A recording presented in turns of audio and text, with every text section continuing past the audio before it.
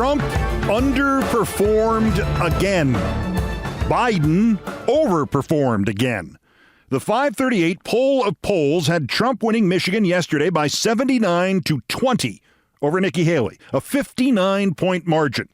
But with 22% of the vote in, he was only up 66 to 29 over Haley, only a 37-point margin, and that had held like that for a while. The New York Times swingometer had predicted him finishing with a 69 to 27 win over Haley, a 42-point margin, and that kept dropping.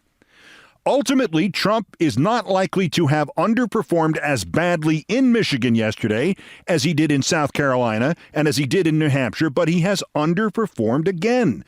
And 80 to 90% of the news media will position this as a Trump blowout, even though he underperformed by 17 points or 22 points, even though he is more vulnerable than he or anybody in that party lets on, and even though the chances are increasing, not decreasing, that his iron grip on what used to be the Republican Party will mean only uncontestable destruction at the polls in November. In the Michigan Democratic primary, it sure looks like the one outcome nobody predicted. Joe Biden did better than he was expected to, and the anti-Joe Biden uncommitted Gaza protest vote did better than it was expected to as well. The last polling in Michigan showed Biden at about 77, but with 20% of the vote counted last night, he was at 79. There was not solid polling about the final uncommitted vote, but the Listen to Michigan group first predicted it would get 20,000 votes. Then it cut its prediction to 10,000 votes, a veteran move, as the kids say. But before 10 o'clock, it had cleared 27,000 votes, and that was about 15%, and that percentage seemed to be holding steady. Well, how in the hell did that happen? How did Biden do better and uncommitted do better? It looks like uncommitted took away more than half the votes that had been expected for self-flagellating challenger Dean Phillips and self-abnegating challenger Marianne Williamson. By 10 p.m., each of them was literally looking at a best-case scenario of 3% each. The political cognoscenti could not decide what would constitute a rebuke to Joe Biden in Michigan and what would constitute merely run-of-the-mill Michigan independence and/or stubbornness. What does 15% uncommitted in Michigan represent exactly? What's the contrast? In 2012, 11% voted uncommitted in Michigan instead of voting for a guy named Barack Obama. In 2008, with no Obama and no John Edwards on the ballot, 40% of Michigan Democrats voted uncommitted. 238,000 uncommitted votes in 2008. Politico claimed White House panic in advance about Michigan's uncommitted and the primary yesterday. "They are freaking out," was the quote. And if there is one thing we know about Joe Biden and the people around him, it's that they don't freak out. They don't freak out when we need them to freak out, let alone about the primary in Michigan.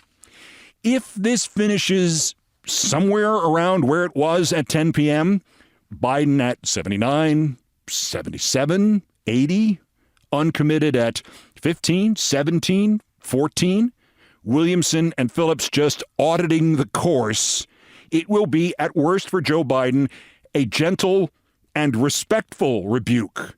One the Biden campaign can respond to by saying, "We hear you," and one the uncommitteds can say, "Good, we're talking."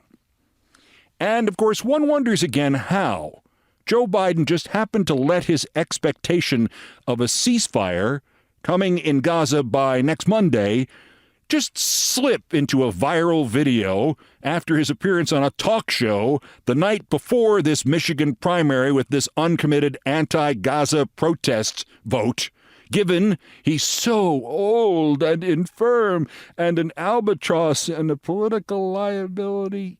He overperformed again. I want to circle back to Michigan and the implications, more the political implications of Israel-Hamas and yet another third rail, immigration, in a moment, because I want to think out loud in the most counterintuitive manners possible. But first, a logjam may actually have broken yesterday in the decade-long refusal of the legacy news industry to call Trump what he is: racist, anti-American, authoritarian, fascist, crazy. And this is just about the first of those truths, that he is a racist. The president of ABC News, Kim Godwin, who has been lousy at the job and recently had another ultra-president of ABC News appointed as her boss, emailed some of her staff after Trump's amazing run of racist statements at what was called the Black Conservatives Federation Gala. This was last Saturday. She wrote to them by email, "No matter one's politics, the fact that a person running for president of the United States made these remarks, period, but also to a public crowd and with so many black people present, and that they stand with him, is mind-blowing, shocking. These remarks are as racist as they come," unquote. Her email was obtained by Semaphore News and then by CNN. Well, they're not shocking, President Godwin. You just noticed them. If this were the movie Field of Dreams, you would be the brother-in-law, the Timothy Busfield character, who suddenly sees the game being played in the cornfield and says, "Where did all these baseball players come from?" Trump has been a certified racist since at least July of 1972. That Kim Godwin is shocked is shocking. I'm shocked to discover there's gambling going on here. Still, whatever, whoever, whenever. This is the president of ABC News saying more than her network ever has. Although, to be fair, her network, thanks mostly to George Stephanopoulos, has far and away come closer to the truth about Trump's evil than has CBS or CNN or NBC, where the C now stands for Camel's Head in the Sand. In a statement to Semaphore, ABC said the email was just part of the network's internal dialogue about coverage, blah, blah, blah, blah, blah. And watch this happen now.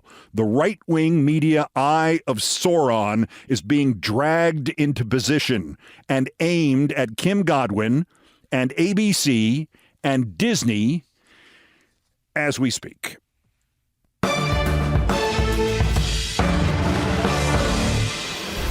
Also, you have to give Jim Jordan and James Comer and Trump and all the rest of the fascists credit for one thing and one thing only: big balls. Nothing in them, nothing near them, but big balls. If your witness or my witness were now in jail without bail until a trial that will not start for months, and we therefore had to say, well, yeah, but we have this other witness and we're going to interview him, and well, sure, he's also in jail for security fraud for 14 years. All I can think of, we need Kevin Bacon to play this witness like he played Willie O'Keefe in JFK. You a handsome man, Mr. Coma. If that's where you and I are in impeaching and dirtying up the president, we are not doubling down on the age plot against Joe Biden. Jim Jordan and Jamie Comer doubled down. From their not very subtle burner account, House Judiciary GOP, they have tweeted that they have subpoenaed Attorney General Garland, demanding, quote, records, including transcripts, notes, video, and audio files related to special counsel Robert Hur's investigation. First of all, God damn it, this means Merrick Garland is still Attorney General. God damn it. Secondly, obviously, Garland should ignore the subpoena and just issue a statement reading, "So, Jim Jordan, consider us even." Knowing him, because there are times when I think he thinks the statue of justice in her blindfold is actually just a bad depiction of him, he will probably comply. And we can add that to the list of things Biden should fire him for, but won't. I'm sad to say this, but I really do think we have to prepare a series of flashcards for all future members of all future Democratic administrations and cabinets, flashcards that read, "What would a Republican do?" For Garland, the Republican would be Bill Barr, and of course, what he would have done first was gut Robert Hur's report before it was released, and declared it fully exonerated Biden, and issued an executive summary that was longer and more unreadable than the original, and actually not released Hur's report until the year 2077. That ship has sailed. There's still plenty of time, though, to turn to the second Bill Barr flashcard and say you are contesting this subpoena from Comer and Jordan, and while the subpoena is being adjudicated, it would be inappropriate for former special counsel Robert Hur to make any comment in Congress or outside of it. And his appearance next Monday is canceled. That is what Garland should do now. Look for a window to just not do what the other party wants for purely political reasons, and also find a way to jujitsu their attempt back at them to punish them.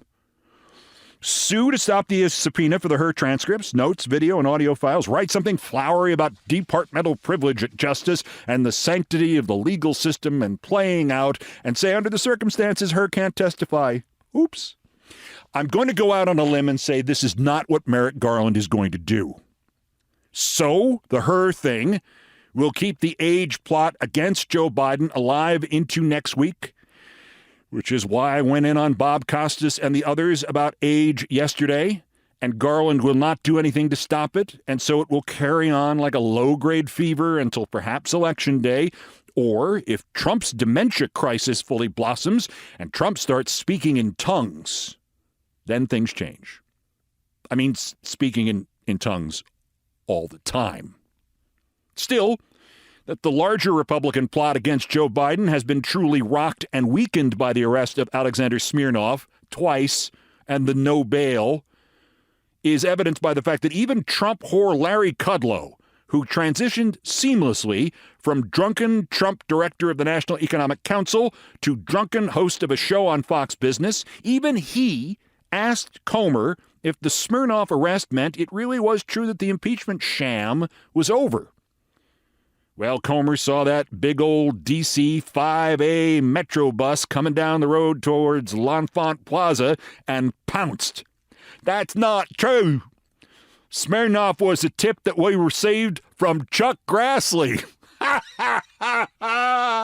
We investigated the tip, but we couldn't determine whether or not the tip was accurate because we didn't know who the informant was. All we, Jim Jordan and I, knew about the informant was what Christopher Wray told us.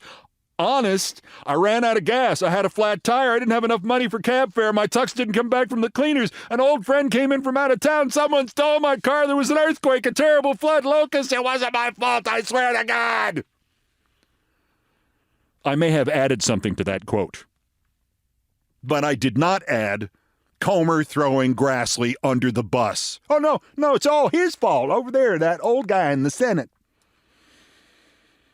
So thank God Chuck Grassley is not alive to see this sad day. Okay, back to the electoral third rails I mentioned, and I'm not sure whether Biden has to bend in some way to voters in Michigan, or he has to throw cold water on them, or he just has to wait it out. I'm surprisingly agnostic about the Middle East, but if the people being killed there were all named Olbermann, I'd be pissed at somebody too, and maybe the president. On the other hand, if they were all named Olbermann and Trump had vowed to prohibit any further people named Olbermann from ever coming into this country again, and if the writing was on the wall that if Trump regains power, eventually the bloodlust machine he will have to throw into high gear this time will eventually turn towards all those Olbermann Americans, I would tread carefully in how I criticized Biden. Because to drop the euphemism, if you think Biden is wrong about Palestinians and Muslims, wait till you see Trump. I do not know when Biden has to make pro-Palestinian protesters everywhere grasp that nettle. Maybe he doesn't, but it may be his best weapon. Now, the other third rail, Gallup poll in January. What is the most important problem facing this country today? And 21% of Americans said the government. 20% said immigration. Inflation, 13%. Economy in general, 12%. Nothing other than unifying the country at 6% was bigger than 5%. The new Gallup poll at the end of February, what is the most important problem facing this country today? Immigration, 28%. That's 40% growth in a month. In a month. Now, it's a catch-all. If you think there's too much immigration, that goes into that number. If you think the fascists are exploiting the issue, that also goes into that number. But I'm going to guess here that no, it's probably not a sudden wave of umbrage against Republican xenophobia, and it's probably not a different wave of umbrage against Trump and his little whore Mike Johnson for scuttling the border deal. So now Biden is going to have to grasp this nettle. And before he starts, as rumored, throwing out executive orders that might actually damage this nation's sacrosanct position as mother of exiles with lamp lit beside the golden door, I'm going to think aloud here and say, what is the most meaningless thing Joe Biden could do about the border that would get the biggest political bang for his buck? In other words, again, the Republican flashcards. What would a Republican do here? What stunt would do the most to deflate the anti-immigrant moment and momentum and maybe pull the rug out from Trump and Johnson and all the rest? The answer is steal Trump's stunt. Steal it. What stunt? What has he promised since 2015, like a kid in one of those hold me back non-fights on the street? What has he promised for a decade he would do if only they, the Democrats or the Republican Congress or the devil, had not rigged it against him up there on the cross where he lives? What stunt? A wall. Again, I'm spitballing here. Maybe it is an impractical pivot. Maybe it would be too much of a shock. Maybe a lot of angry Democrats would ruin the whole plan by immediately shouting that a wall would have no practical effect on immigration and would only be a sign of militarization and hate, and they would never hear anybody saying, "Shh, we know that. That's why we're stealing it. Think of it as a Phil Spector wall. It's a wall of sound. It's a wonder wall. Maybe the wall is all the improvements in organizing asylum and immigration that we met along the way, that we could sneak in, as long as these morons see 3 feet of wall going up somewhere." Because the wall, as the stupider people in our country understand it, is not an actual thing. It's an idea. It's a bad idea. It's a useless idea. It's an idea that will get ever more useless as the climate refugees start to come. But as a symbol, if Joe Biden came up with some sort of wall idea, he might turn all the gravity off in Trump land. What do they do if during the State of the Union next week Joe Biden announces executive orders to build a wall? What happens to the essence of Trump if his big, endless 2 minutes hate is wrested from his hands? The Trump mob has not batted an eye over Trump destroying the bipartisan border security deal. But let's see what they do when Trump now tells them they have to oppose a wall on the border. Because Trump is intending to lean into the wall again before the election. It may become his number one issue. Nothing about a wall makes any real sense, of course, but I think you and I understand that the true centerpiece to Trump's support is the unchecked virus of stupid people in this country. A wall wouldn't work. It hasn't worked. With those climate refugees coming in the years to come, it won't work. The wall is a euphemism for Trump and his idiots, a euphemism for hatred of brown people. But Biden could make it a euphemism for organizing the border. And, by the way, taking away Trump's principal word. And shoving the rapidly growing rebellion in Texas up the ass of Governor Greg Abbott. Win, win, win. Now, of course, there are the Vivek Ramaswamy types talking about a wall not just at the southern border, but the northern border. A wall along the Canada-U.S. border, all 5,525 miles of it. Or if you're standing on the northern side going, WTF is wrong with these people, 8,891 kilometers. METRES. It's the longest actual national border in the world. And at one point, before she recast herself as the anti-Trump, Nikki Haley said, quote, "It's the northern border, too. I think we do whatever it takes to keep people out. If that's what it takes to keep people out, we will do a wall. We will do any sort of border patrol that we need to have." Last week, another right-winger as crazy and opportunistic as Ramaswamy suggested one wall running from Texas westward to California, then up on the inland border of California, up the west coast to Canada, quote, until they get rid of that prime minister. If you think this is nuts, this reminder, these people are nuts. These people are this stupid. These people are this naive. These people think they can isolate this country, keep them out and us in with aluminum siding and presumably some kind of pressed board made out of recycled Trump gold sneakers. They want a wall, even if it doesn't work. And remember, from our point of view, the fact that it would not work is one of the features, not a bug. Let's grab this. Let's exploit the wall gap between the Biden campaign and the Trump campaign. Again, symbolism. Do you remember the third wall? That at the height of Trump's first wall frenzy, the public policy polling pollsters asked one of their subtle, almost subversive nonsense questions of Trump supporters. Question 12, would you support or oppose building a wall along the Atlantic Ocean to keep Muslims from entering the country from the Middle East? You heard that right. As you know, there is only one correct answer to a question about building a wall along the Atlantic Ocean, and it is, are you out of your goddamned mind? But are you out of your goddamned mind was not one of the choices. Trump supporters were offered only yes, no, or not sure.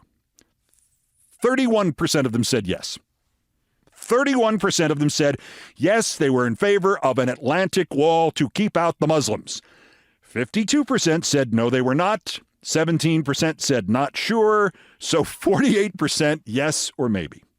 A wall to keep Muslims from entering the country via the Atlantic Ocean. How are they? I can barely say it. I could barely say it the first time I saw this poll. I can barely say it now. How are they supposedly breaching our present Atlantic fortifications at the moment? Rowboating in from Syria, are they? Swimming from the Hamas strongholds straight to Myrtle Beach, South Carolina? Even assuming some spark of humanity and intelligence among these 31% of Trump supporters, are the Atlantic migrants getting from so-called Islamic State to Cuba somehow and then coming up from Cuba on a 1951 Chevy pickup truck repurposed into an ocean-going vessel? The more you think about this question, and the nearly 1 in 3 Trump supporters who do not know enough about geography, who do not know enough about construction, do not know enough about how deep the water in the ocean might be, do not know enough about, life, the less lol-worthy it gets, and the more it takes on a shape resembling the entirety of Trump's era polluting our nation's history. Start with a threat that exists only in theory. Since 9/11, no act of terrorism has been conducted in this country by people who were here illegally. Add to that a non-existent paranoid fever that terrorists are streaming into this country from every corner. Multiply it all by fear, an unthinking desire for mindless revenge and violence, and a demagogue happy to exploit it so we can take over this country. And you get question 12. Do you support an Atlantic wall to keep out them Muslims? Yes, 31%. Let me caveat this. Trump has not actually proposed building a wall along the Atlantic. I think a wall which would have to be 2,069 miles long, or 10 times that long if you wanted to be really safe and block off all the rivers and the lakes and the other bodies of water which connect to the Atlantic. He has not proposed destroying every beach and every harbor and every marina and every dock and every pier and every bit of shipping and every business and every city dependent on tourism and beachgoers. I think. He didn't say this. The people who want to vote for him said this. Wall off Miami, all of Florida, Georgia, the Carolinas, Virginia, Maryland, Delaware, Pennsylvania, New York, Connecticut, Massachusetts, New Hampshire, Vermont, and Maine, 2,069 miles. This all underscores one key point. The co-founder of the Federalist Society said That $355 million fine against Trump in New York, now closer to $466 million, was the worst political act since Aaron Burr shot Alexander Hamilton. Aaron Burr. And there was the Jonathan Turley image of Trump being told by the judge to do everything except jump into the wood chipper. And thanks again for that image, John. It's comforted me in the days since you said it. But this 31% that wants an Atlantic wall to keep out surfboarding Muslims in bikinis underscores that this is no longer about the proud, defiant stupidity, the valiant struggle against mental health of Trump's mobs. What happens to them, the 28% of them who think immigration is the biggest problem facing this country, with securing democracy having now dropped to 3%, but racism having jumped all the way up to 4%? What happens to the Trump gang if next Thursday, in the State of the Union, President Biden suddenly announcing, no, I'm building a wall? I mean, it might be worth it just for the number of Trumpists whose empty heads fall off their own shoulders.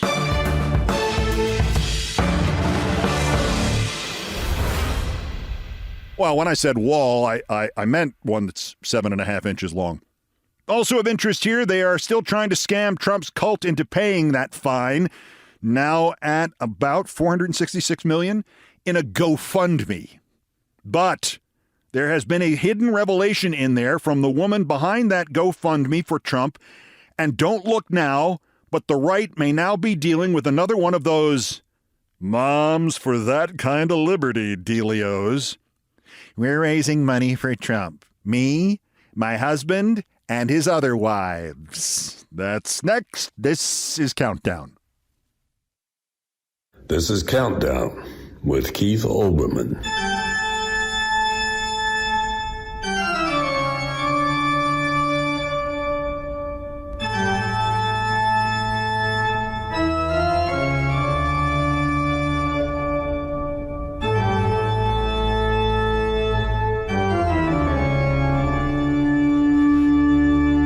Still ahead of us on this edition of Countdown, let's continue this week's baseball spring training theme. And permit me to tell you the tale of the day I paid cash to suppress a story that would have rocked the World Series. The most famous pitcher in baseball had gotten within inches of a fight with a fan of his own team in the middle of the World Series, and I made sure nobody saw the video of it. Ahead in things I promised not to tell. First, yes, still more idiots to talk about. The daily roundup of the miscreants, morons, and Dunning-Kruger effect specimens who constitute today's worst persons in the world. The bronze worse. Axios and its founder Mike Allen and its reporter Hans Nichols. They posted a piece by Nichols that feeds the Republican Biden age plot, and they were then all promptly hoisted upon their own petard. The title, quote, Biden's cheat sheets at fundraisers worry donors. Within hours, a Tennessee Democratic county chair had posted a photo of reporter Hans Nichols at a Washington press conference reading one of his questions from note cards. And then he posted another photo of Mike Allen of Axios, the co-founder, interviewing James Comer at an event, and Mike Allen's lap was filled with pages of notes and note cards. The runner-up, Rob Schmidt, fired by local news operations in Miami, Los Angeles, and New York, and then fired by Fox News, and then given his own show on Newsmax, which sadly is not entitled Just Throw Whatever Schmidt Sticks to the Wall. I mean, if they did that, I'd give him some credit for it. He had Republican Congressman Ken Buck on as a guest, and Ken Buck had to explain to him why the impeachment of Alejandro Mayorkas was nonsensical, which is when Rob Schmidt explained to his viewers that he doesn't understand what laws are. Young girl that was killed in the state of Georgia by a migrant from Venezuela. I don't understand how that doesn't meet the bar of impeachment for Mayorkas. Well, what's the crime? What's the crime? Yeah, I mean, 18 United States Code. What about public trust? You tell me, Rob, what is the crime? I think lying to the public over and over again, telling them that the border is secure, I think that should be a crime. I mean, I think it should be a crime to take a job and to exploit it for just the opposite. Is it not? Well, it's not a crime to take a job and exploit it for the opposite, but in terms of lying to Congress, that is a crime. And in his opinion, the border was secure. In my opinion, it's not secure. In your opinion, it's not secure. But when you start getting into opinions and charging people under 18 United States Code 1001 with a false statement, that gets very specific. And he would not be convicted in front of a jury. And I don't believe that is I believe it's a crime to lie. I don't believe that he had specific enough statement that it is a lie. See, I think being on Newsmax should be a crime, but I don't make the laws. And to Rob Schmidt's surprise, neither does he. By the way, Rob Schmidt's mother is a migrant. From Iran, no less. I bet the viewers don't know that, do they? But our winners, Elena and Grant Cardone, right-wing nut jobs. He claims to be a financial expert of some kind. He manages $4 billion in wealth, which is intriguing because his jaw is actually wider than the top of his head. I mean, forceps, baby? I mean, what got it caught in the door somewhere? She is the genius who is still running ads for a new GoFundMe to pay Trump's New York business fraud fine for him. There's a lot going on here. The first ever worst persons with subparagraphs A, B, and C. First of all, they're trying to raise $355 million to pay off this fine against Trump. Guys, hubby manages $4 billion in assets. Why doesn't he pay it? I mean, how dedicated are you to this bit? Secondly, $355 million?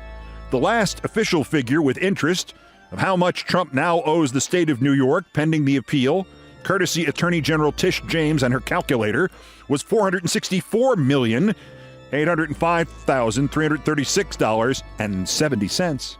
But we think it is now actually past the $466 million plateau last night.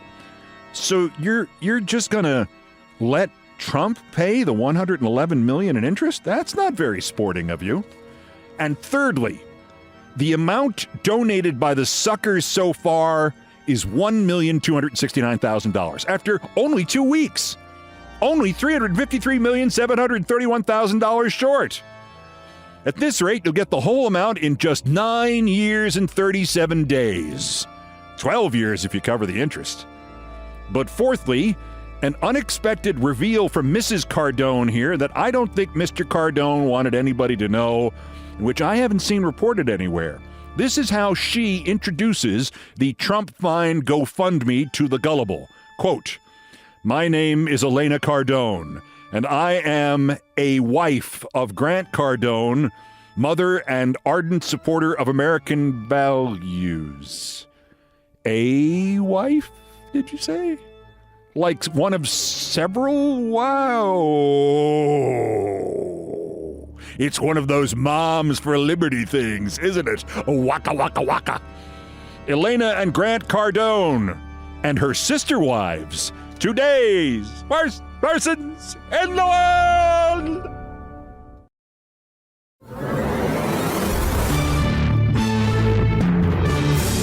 Now to the number one story on the countdown and my favorite subject, me and things I promised not to tell. And this one literally fits that title. I not only promised not to tell this, I lost a job because I wouldn't tell it. I am proud of my journalistic ethics, and sometimes, well, a lot of times, I boast too much about them. But I invoked them once on October 25th, 1999. And if I had not, and if I had wanted to do any job anywhere for 23 years, I would still be hosting the Fox Baseball Game of the Week and the upcoming World Series on Fox. But I couldn't, because there are facts, and then there is truth, and often they are different things. I'm covering the 1999 World Series for Fox's first attempt to compete with ESPN. I'm also the Fox baseball host, and I'm the senior correspondent of Fox Sports News.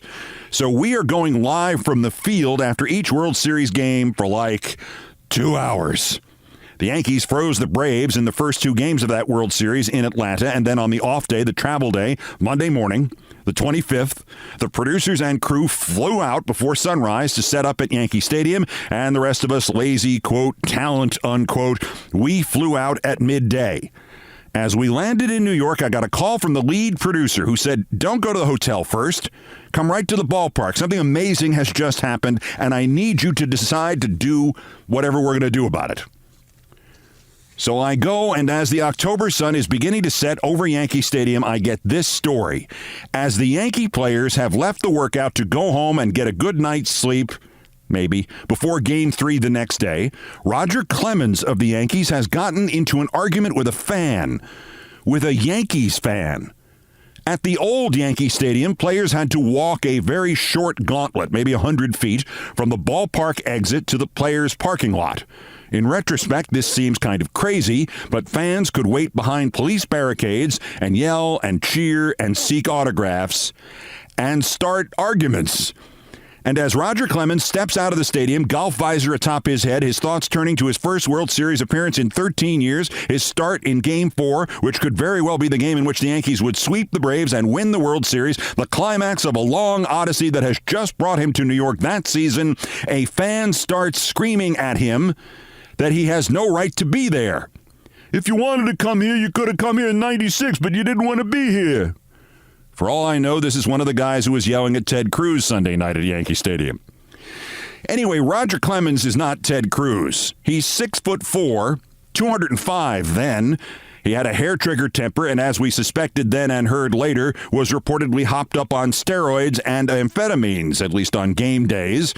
Amazingly, the fan was bigger than he was, much bigger, and the fan clearly started it. Clemens jousted with him verbally, but backed away. He then walked away and got into his waiting car and was about to be driven off when the fan said something about Roger Clemens' kids. Well, Clemens got back out of the car, the fans somehow got around the police barricades, and immediately the two of them were face-to-face, their noses almost touching, forefingers jabbing at each other's chests and faces. They were a split second away from a brawl. Another smaller fan tried to interrupt Clemens by repeating, "It's not worth it, Roger, it's not worth it." And finally, somebody grabbed the 6'7" fan, and Clemens, beat red, backed away again, shouted a few epithets, and it was over. It was a story, it was dramatic, and it was made for New York's tabloid newspapers, and it was in the middle of the World Series, and there were no reporters present. But it was on videotape. Yet another fan had one of those early handheld 1999 digital camcorders, and he was just recording the players leaving the ballpark, and he recorded this. And the fan wanted to sell somebody the tape. The guy showed our producer the video, and our producer verified it showed the near fight. The fan wanted $2,000 in cash, plus a ticket to Game 5 of the series. I was the only person from Fox there who had any game tickets, and the guy was adamant, no ticket. He would wait until the sportscasters from the local station set up for their live shots later that day. He would offer the tape to each of them. Oh, and he also wanted the tape back after we were done with it.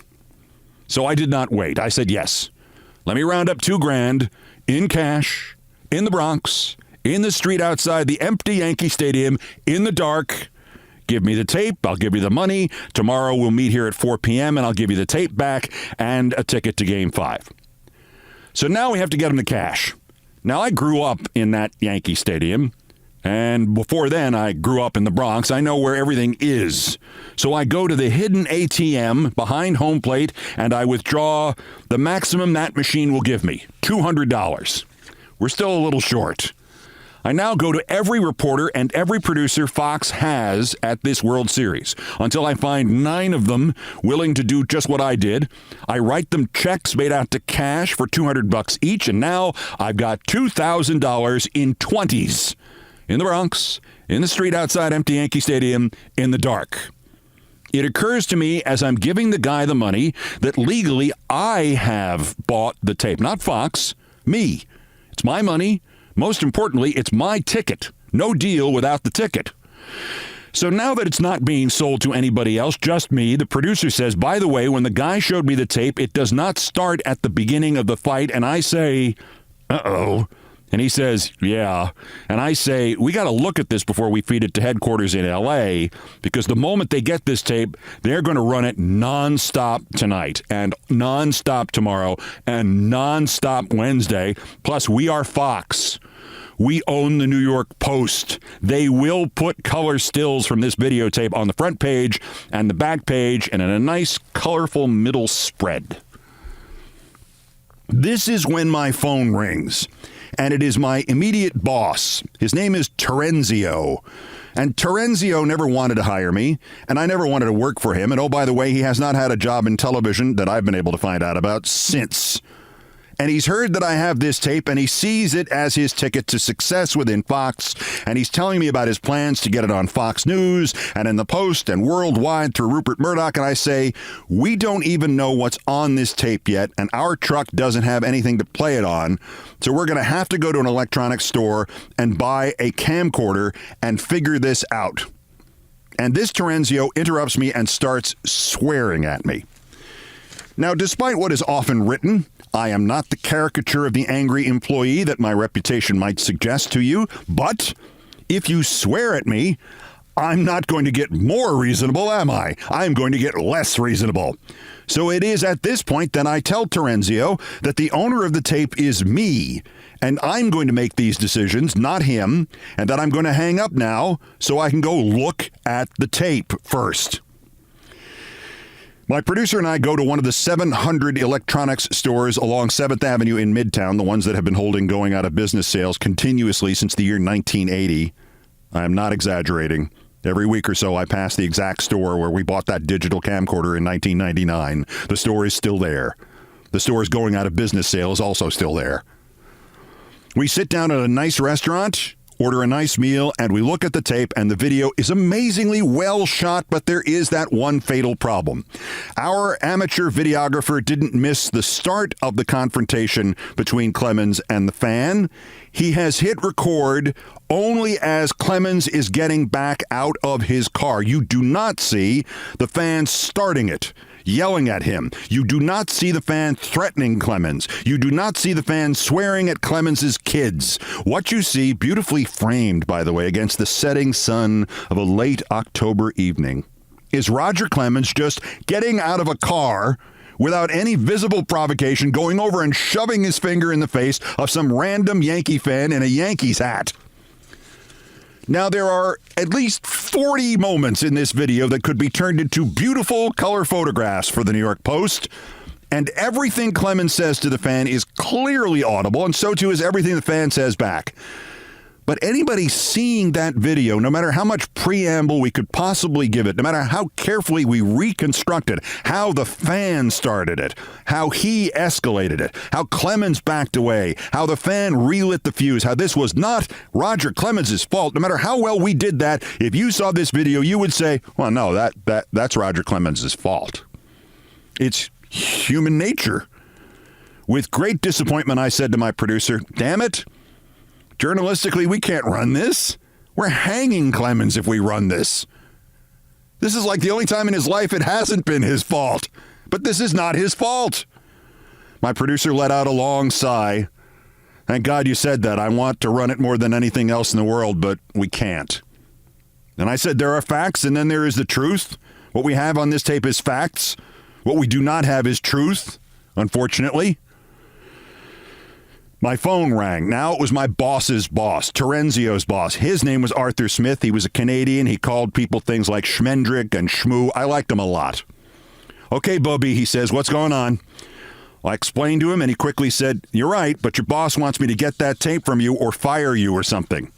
He's screaming about how we're going to get scooped on this story when we have the only video. Give me a way out of this, Bubby. So I gave him a way out. I said, look, I'll go to my folks' house in the suburbs tomorrow. I'll make a couple copies of this video, and I will erase the original tape. Then I'll go to Yankee Stadium. I have a copy of this video in my pocket, and if there is a hint that anybody else has this story, I will go right to the truck and feed you the whole tape immediately, and I won't even charge you the $2,000 I spent to get it. And he says, I like this. That's a good way out. But how are you going to know if anybody else is onto the story? And I told him, look, the Yankees won't want this story to get out, and I will use this fact against them. I will use this fact to get them to tell me if anybody has asked them about the story. I mean, the public relations director is a childhood friend of mine. We will work together on this because we have facts, but we do not have truth. And he says, stop saying that. You sound like a schmendrick. So the next morning, I go to the folks. I use my father's collection of videotape machines, and I make 3 copies, one for me to carry, one for me to give to the Yankees, and one to leave in the hands of a neutral outside observer, my mother. And we go to Yankee Stadium, and I explain to this friend of 25 years of mine, the PR director, and all he says is, thank you. And he swears he will warn me if he hears that anything about any other reporter having this story is even rumored. 2 hours later, he comes up to me. Jack Curry from the New York Times asked to talk to Roger. He's heard. He's going to talk to Roger as Roger walks back to the clubhouse. You could maybe follow them before you feed the tape? And I said, yeah, that sounds good. And I followed them. And Clemens lies through his teeth to Jack Curry and says it was nothing, and no, they didn't have their fingers in each other's faces, and Curry believes him. And Clemens goes into the Yankee clubhouse, and Jack Curry wheels around and says, nice eavesdropping. And I say, I'm really sorry. You're right, but I'll explain to you why I had to do it, but I'll explain it to you much, much later. And the next morning, the morning of the day that will see Roger Clemens win his first World Series game after 16 years of trying as the Yankees sweep the Braves in the World Series, there is a very brief mention on page 40-something of the New York Times about the shouting match with the fan, and there's no picture, and nobody notices the story, and Clemens lies in it throughout. And the next spring, I see Jack Curry, and he is still angry with me. And so I hand him a copy of the videotape, and I say, this is why I had to know what you knew about Clemens. And he goes and he watches it somewhere, and he comes back to me, and he's all smiles, and he says, how did you get away with not running this? And I tell him the story, and he says, but Clemens lied to me. And I say, Clemens lies to everybody. That's not the point. And he says, yeah, there's a difference between facts and truth. And I say, ooh, there's a difference between facts and truth. Hey, that's good. Let me write that down.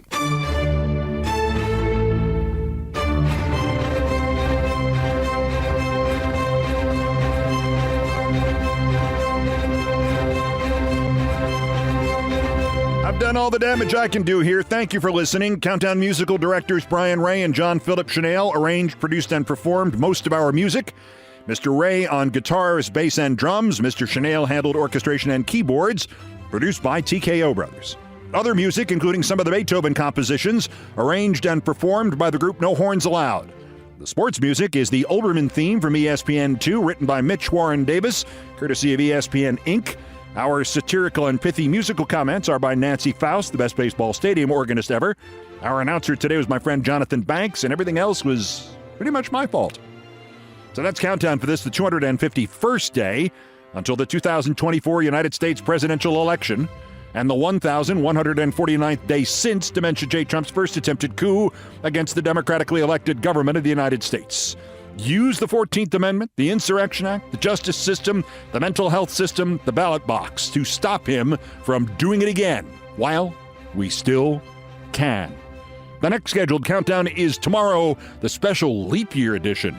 Don't forget our live YouTube special after the State of the Union on the night of Thursday, March 7th. Bulletins as the news warrants. Till then, I'm Keith Olbermann. Good morning, good afternoon, good night, and good luck.